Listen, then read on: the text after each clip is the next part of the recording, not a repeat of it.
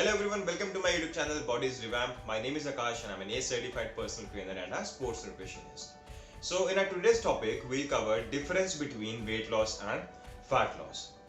So बहुत लोगों के माइंड में ये मिसकंसेप्शन रहता है कि अगर मैंने वेट लूज कर लिया है तो ये एक बहुत ही बड़ी अचीवमेंट या बहुत ही बड़ा टास्क मैंने अकम्प्लिश कर लिया है. However, is it really true कि अगर आपने वेट लॉस कर लिया है तो आपने एक्चुअली अपनी बॉडी से फैट को कम कर लिया है?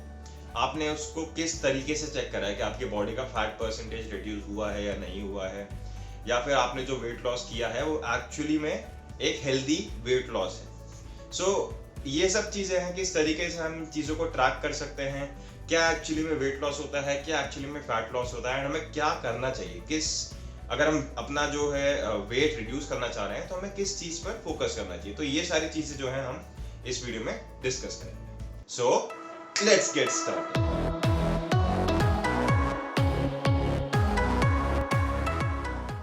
So what is weight loss? Weight loss is actually the overall body weight reduction, जिसमें आपका मसल आता है, आपका वाटर आता है एंड आपका फैट आता है. However, fat loss is more specific to fat, जो कि एक ज़्यादा हेल्दी गोल है एंड एक्चुअली में हमें फैट लॉस ही टारगेट करना चाहिए, फैट लॉस पे ही फोकस करना चाहिए. However, it can be difficult to know कि आप अपना फैट लॉस कर रहे हो, वेट लॉस कर रहे हो, क्या कर रहे हो, आप कैसे इसको ट्रैक करते हो, काफ़ी ट्रिकी हो जाता है. तो फर्स्टली जो भी एक कॉमन प्रैक्टिस होती है, हम अपना जो वेट है वो स्केल पे देखते हैं एंड उसको हम एज अ अचीवमेंट या फिर एज अ इंडिकेटर रखते हैं कि हमारी जो प्रोग्रेस है वो सही तरीके से या फिर सही डायरेक्शन में हो रही है या नहीं हो रही है. बट इससे आप काफ़ी हद तक एक रिलायबल इंफॉर्मेशन नहीं ले पाते, क्योंकि जो वेइंग स्केल है वो डिफ्रेंशिएट नहीं कर पाता कि आपकी बॉडी से जो भी आप रिड्यूस कर रहे हो वो एक्चुअली में वाटर वेट है, वो आपका मसल मास है या फिर वो आपका फैट है. So instead of using the weighing scale, अगर आप अपना बॉडी कॉम्पोजिशन चेक करें, and body composition analysis BCA जिसको हम कहते हैं, वो आजकल बहुत सारे जिम्स में होता है, बहुत सारी पैथ लैब्स में होता है एंड काफ़ी सारे ऐसे वेट लॉस सेंटर्स हैं जो अब ये मशीन्स रखते हैं and you get portable BCA machines as well. तो आप कोई सा भी एक प्लेटफॉर्म यूज कर सकते हैं एंड अपना बॉडी कॉम्पोजिशन जो है उसको ट्रैक करना स्टार्ट कर सकते हैं, जिसमें आपका फुल बॉडी का एनालिसिस आपको मिलेगा कि आपका वाटर वेट कितना है, आपका मसल वेट कितना है, आपका बॉडी का फैट कितना है. सो इससे आप बेटर तरीके से एनालाइज कर पाओगे कि आपकी जो प्रोग्रेस हो रही है वो सही डायरेक्शन में हो रही है. क्योंकि कभी कभी क्या होता है कि अगर आप एक अच्छी डाइट फॉलो कर रहे हैं, मतलब आप कैलोरी रिस्ट्रिक्ट इतनी ज़्यादा नहीं कर रहे हैं एंड आप स्ट्रेंथ ट्रेनिंग कंबाइन कर रहे हैं, आपको थोड़ा बहुत पहले से एक्सपीरियंस है, राइट, तो इसमें आप कुछ हद तक एंड अगर आपका जो मसल मास है वो ऑलरेडी कम है तो आपकी बॉडी फैट लॉस के दौरान भी कुछ हद तक एक मसल मास अपना इम्प्रूव करेगी एंड साइमल्टेनियसली आपका मसल मास ग्रो होगा एंड आपका फैट परसेंटेज कम होगा. इन दिस सिनेरियो आपकी जो बॉडी का वेट है वो सेम रह सकता है, जिसमें आपको कुछ रिडक्शन दिखेगा आपके क्लोथ फिटिंग्स में, आपकी बॉडी मेजरमेंट्स में. बट आप जब वेइंग स्केल पे चढ़ोगे, क्योंकि वो डिफरेंशिएट नहीं कर पाएगा कि आपका वेट कितना है, आपका मसल वेट कितना है, आपका फैट वेट कितना है, वो आपको जस्ट एक नंबर देगा एंड उससे आप डिसअपॉइंटेड हो सकते हो, उससे आप डीमोटिवेट हो सकते हो कि मेरा वेट लॉस तो बिल्कुल भी नहीं हो रहा है. However, in reality it is something else. It is a good sign कि अगर आपका मसल मास इंप्रूव हो रहा है और आपका फैट परसेंटेज कम हो रहा है. This is actually how one should be targeting the fat from the body, जो कि बहुत हेल्दी प्रोसेस है. एंड इसमें आप जो एक यूजुअल सोसाइटी की भी कुछ स्टेटमेंट्स रहती हैं, जैसे कि आपके फेस का ग्लो खत्म हो गया है, अब बहुत ज़्यादा कमज़ोर लगने लगे हो, ये लगने लगे हो, तो ये सारी चीज़ें तब होता है जब आप अपना सिर्फ वेट लॉस पे फोकस करते हो. एंड बहुत लोग आता है कि मैंने एक हफ्ते में 4 किलो लूज कर लिया है, 6 किलो लूज कर लिया है, एक महीने में मैंने 10 किलो लूज कर लिया है. हाउएवर, साइंटिफिकली अगर आप इतना रिड्यूस कर रहे हैं तो डेफिनेटली उसमें आपने फैट लॉस तो नहीं किया है, क्योंकि फैट लॉस करने के लिए हमें एक कैलोरी डेफिसिट क्रिएट करना होता है. तो अगर मैं कुछ बेसिक मैथ्स के तरीके से आपको समझाऊं, 1 किलो फैट को बर्न करने के लिए आपको 7700 कैलोरीज को बर्न करना होता है. मतलब 7700 कैलोरीज अगर हमें बर्न करनी है एक हफ्ते में, मतलब अगर हमें 1 किलो फैट एक वीक में रिड्यूस करना है तो हमें एवरी डे अराउंड 1000 कैलोरीज का डेफिशिट क्रिएट करना होगा एंड ये हमें कंसिस्टेंटली करना होगा।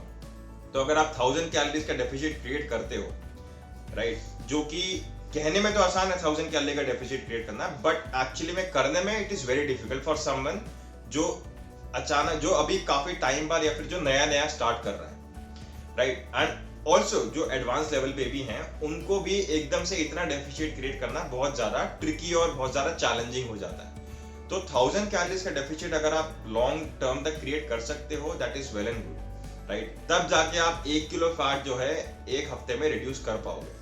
बट अगर आप सोच रहे हो कि 1000 कैलोरीज तो मैं अपने खाने में से कम कर दूंगा, है ना, थोड़ी बहुत फिजिकल एक्टिविटी कर लूंगा, तो ये भी सही अप्रोच नहीं है, क्योंकि आपको कैलोरी डेफिसिट भी एक एक्सटेंट तक क्रिएट करना होता है जितना बॉडी पॉजिटिवली हैंडल कर सके आपकी हेल्थ को कम से कम नुकसान पहुंचाते हुए, और उसका आपकी हेल्थ पे कुछ नेगेटिव इंपैक्ट ना हो।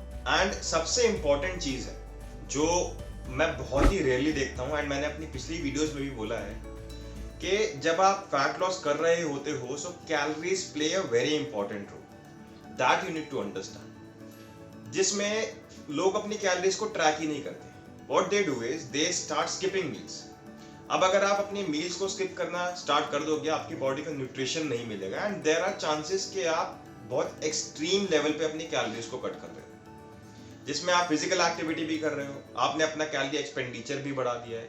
इस प्रोसेस में बॉडी जो है वो न्यूट्रिशन जब उसको प्रॉपर नहीं मिलेगा, आपके मिनरल्स, आपके विटामिन्स, माइक्रोन्यूट्रिएंट्स, मैक्रोन्यूट्रिएंट्स आप अपनी बॉडी को नहीं दे पाओगे ऑप्टिमम अमाउंट में, तो आपकी बॉडी में बहुत सारी डेफिशिएंसीज क्रिएट हो जाएंगी, and in the process of getting better health आप अपनी हेल्थ को और ज्यादा डिग्रेड कर लो। सो आपको फर्स्टली अपनी कैलोरीज का ट्रैक रखना है, अपने मैक्रोस का ट्रैक रखना है, एक हेल्दी बैलेंस्ड डाइट फॉलो करनी है, उसके साथ अपनी फिजिकल एक्टिविटी को कंबाइन करना है, एंड डेफिसिट आपको बहुत ज्यादा एक्सट्रीम लेवल पे नहीं करना है। देखो 5 से 10% का अगर आप डेफिसिट क्रिएट करना स्टार्ट करते हैं, जिसको हमें ग्रेजुअली बिल्डअप करना है, क्योंकि अब अगर कोई इंसान 2000 या 2400 कैलोरीज कंज्यूम कर रहा है, वो अगर अचानक से 1500 कैलोरीज पे आ जाएगा या 1200 कैलोरीज पे आ जाएगा, तो it will be like really shocking and difficult for that person. And इस प्रोसेस में क्या होता है, रिलैप्स हो जाता है, आप गिव अप कर देते हो, आप कंप्लीटली ड्रॉप कर देते हो इस आइडिया को या अपने जो भी फिटनेस गोल्स होते हैं, टारगेट्स होते हैं। सो हमें स्टेप बाय स्टेप एक ग्रेजुअल प्रोग्रेशन करना है, एंड इस प्रोसेस को ज्यादा सस्टेनेबल बनाना है। ये एक शॉर्ट टर्म गोल नहीं है, you need to understand fitness is a journey, and ये एक डेस्टिनेशन नहीं है कि आप वहां पे पहुंच गए and it's done. You have to keep on doing it, it's a journey, ये चलती रहेगी। अगर आपने अपना फिटनेस टारगेट अचीव भी कर लिया है, तब भी आपको कंटिन्यू रखना होगा उस गोल को, उस फिटनेस लेवल को मेंटेन करने के लिए। सो ये कुछ महीने की प्रोसेस नहीं होती है, ये कुछ हफ्तों की प्रोसेस नहीं होती है। अगर आपका कोई इवेंट है, देन इट इज अंडरस्टैंडेबल अगर आपका फिटनेस की तरफ इतना ज्यादा ध्यान नहीं है, जो कि एक गलत चीज है, होना चाहिए। अगर नहीं है, आप किसी इवेंट के लिए प्रिपेयर कर रहे हो, अपने फंक्शन के लिए प्रिपेयर कर रहे हो, तब ठीक है, आपने वो अचीव कर लिया, then you get back to your normal lifestyle, then you ruin your health, and then फिर आप सोचोगे 5-10 साल बाद के मैं कंटिन्यू कर लेती या कर लेता, या फिर मैं अब स्टार्ट करता। ठीक है, सो इट्स ऑलवेज बेटर कि हम अगर हमने गोल अचीव भी कर लिया है, then we try to make it a lifestyle, एक प्रोसेस में लेके आए इन सारी चीजों को, एंड धीरे धीरे करके इंट्रोड्यूस करें, ताकि आपको डिफिकल्टी भी ना हो एंड आपकी बॉडी को भी डिफिकल्टी ना हो इन चीजों को, एक नए पैटर्न को, एक नए लाइफस्टाइल को अडॉप्ट करने के लिए। अब ये तो मैंने बताया बॉडी कॉम्पोजिशन एनालिसिस, जो आप यहाँ वहाँ जाके करा सकते हो, या पोर्टेबल बॉडी कॉम्पोजिशन मशीन से आप कर सकते हो। इसके अलावा अगर लेमैन तरीके से आप इसको ट्रैक करना चाहते हो, तो आपके सबसे पहले तो जो भी क्लोथ्स हैं, आप उन चीजों से ट्रैक कर सकते हो जो आपको पहले फिट नहीं होते थे, वो आपको बेटर तरीके से फिट हो रहे हैं, that means you are moving in the right direction and आपका फैट लॉस हो रहा है। सेकेंडली, आप बॉडी मेजरमेंट्स ले सकते हो from top to bottom, but make sure कि आप वही मार्क पे हमेशा ट्रैक करो जो भी आप बॉडी मेजरमेंट्स लेते हो। काफी सारे ऑनलाइन आप जाओगे तो आपको एक गाइड मिल जाएगी कि आपको कौन कौन से एरिया मेजर करने हैं, उस हिसाब से आप जो है मेजरमेंट्स ले सकते हो एंड उसका ट्रैक रख सकते हो। देन फैट कैलिपर्स भी आते हैं, जो कि एक थोड़ा कॉम्प्लिकेटेड प्रोसेस होता है, जिसमें आपको अपनी स्किन फोल्ड मेजरमेंट्स से अपना फैट परसेंटेज ट्रैक करना होता है, बट ये इससे आप सिर्फ जो आपके स्किन के अंडर का फैट होता है आप उसको ट्रैक कर सकते हो। आपका जो विसरल फैट होता है, जो ऑर्गन्स के ऊपर होता है, वो आप ट्रैक नहीं कर सकते। ऑब्वियसली, बट देन ये वेइंग स्केल से बेटर इंडिकेटर है। बट अगर आप ये सारी चीजें नहीं कर सकते देन आप वेट से ट्रैक कर सकते हो, बट उसको भी आपको ये नहीं कि आपको हर हफ्ते वेट लेना है, हर दिन वेट लेना है, उसके फ्लक्चुएशंस को ट्रैक करना है, क्योंकि फ्लक्चुएशन बहुत सारी रीजन से होती है। सो एक वेट ट्रैक करने का जो एक टाइम पीरियड होना चाहिए वो 3 से 4 हफ्ते का होना चाहिए। अगर आप सपोज वेट रोज चेक भी कर रहे हो तो उससे आपको इन्फ्लुएंस नहीं होना है कि मेरा वेट आज ऊपर चला गया, कल नीचे आ गया, फिर ऊपर चला गया, क्योंकि ये होता रहेगा।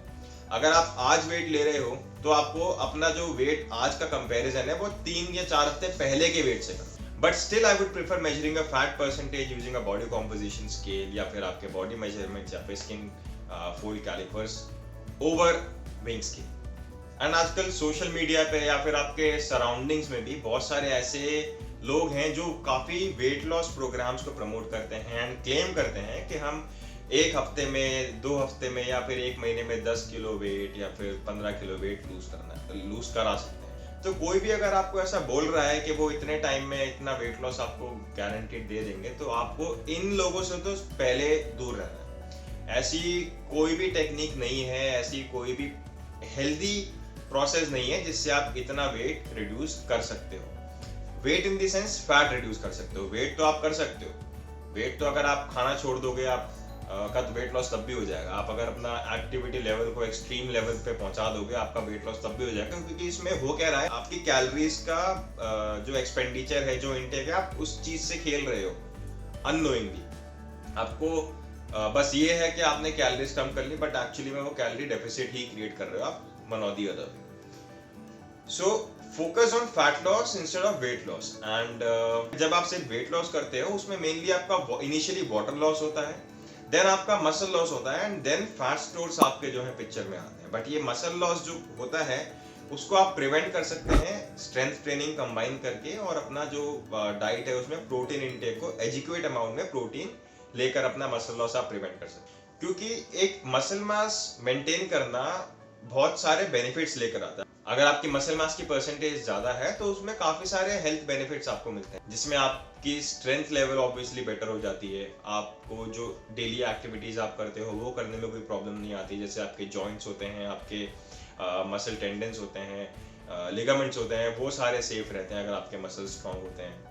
एंड अगर आपकी बॉडी में एक अच्छा मसल मास परसेंटेज है तो वो आपको हेल्प करेगा एक healthy blood sugar levels maintain करने के लिए, हेल्दी फैट लेवल्स को मेंटेन करने के लिए, जैसे ट्राइग्लिसराइड्स और कोलेस्ट्रॉल होते हैं आपके ब्लड में, उसको मेंटेन रखता है, इन्फ्लेमेशन प्रिवेंट करता है आपकी बॉडी में। And higher fat to muscle ratio काफी सारे डिसीजेस, क्रॉनिक डिसीजेस का जो है इंडिकेटर होता है या फिर कॉज होता है, जैसे कि मेटाबॉलिक सिंड्रोम हो गया, डायबिटीज हो गई, हाइपरटेंशन हो गई, कोलेस्ट्रॉल हो गया। तो ये सारे कुछ चीजें अगर आपका फैट परसेंटेज ज्यादा हो एंड आपका मसल परसेंटेज कम हो, despite of having a good and a healthy weight range. क्योंकि जो लोग एक हेल्दी वेट रेंज में भी होते हैं उनमें उनके लिए भी बहुत पॉसिबिलिटी है कि उनका जो बॉडी का फैट परसेंटेज है वो हाई लेवल पे हो and muscle mass percentage come level पे हो, तो वो भी एक अच्छा साइन नहीं है। उसमें भी आपको काफी सारी हेल्थ प्रॉब्लम्स हो सकती हैं despite of being in a healthy weight range. And मेरे बहुत सारे क्लाइंट्स हैं जिनका मैंने बॉडी कॉम्पोजिशन टेस्ट कंडक्ट कराया after knowing their weight and all, and उनका फैट परसेंटेज एक ओबीज लेवल या ग्रेड 1 ग्रेड 2 ओबीज लेवल के मुकाबले का आया, जबकि उनका वेट एक हेल्दी रेंज में था, क्योंकि मसल मास उनका बहुत कम था। उन्होंने बहुत सारी एक्सरसाइजेज, डाइट्स फॉलो कर करके अपना मेटाबॉलिज्म, अपना मसल मास बहुत हद तक डैमेज कर लिया, खराब कर लिया। बट इसको हम अगर सही प्रोसेस से फॉलो करें, धीरे धीरे बिल्डअप करें, तो एक अच्छा मसल टू फैट रेशियो हम बिल्डअप कर सकते हैं। ऑल्सो जब आपका मसल ज्यादा होता है तो आपका जो बॉडी की फैट बर्निंग कैपेसिटी होती है या फिर कैलोरी बर्निंग कैपेसिटी होती है वो ऑटोमेटिकली इंक्रीज हो जाती है, क्योंकि muscle is firstly more dense then fat and muscle is an active tissue.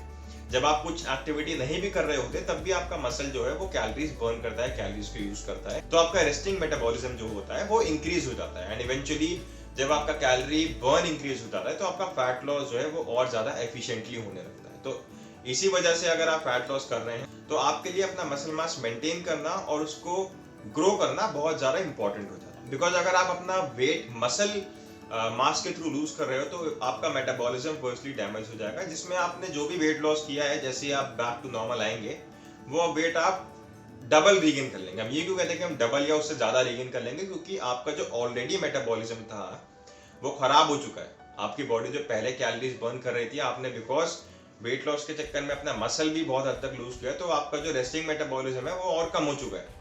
अब आप अगर उसी लाइफस्टाइल पे वापस जाते हो तो आपका वेट उतना नहीं, उससे ज़्यादा वापस आएगा। तो ये चीज़ें हैं जो आपको थोड़ा ध्यान रखनी है।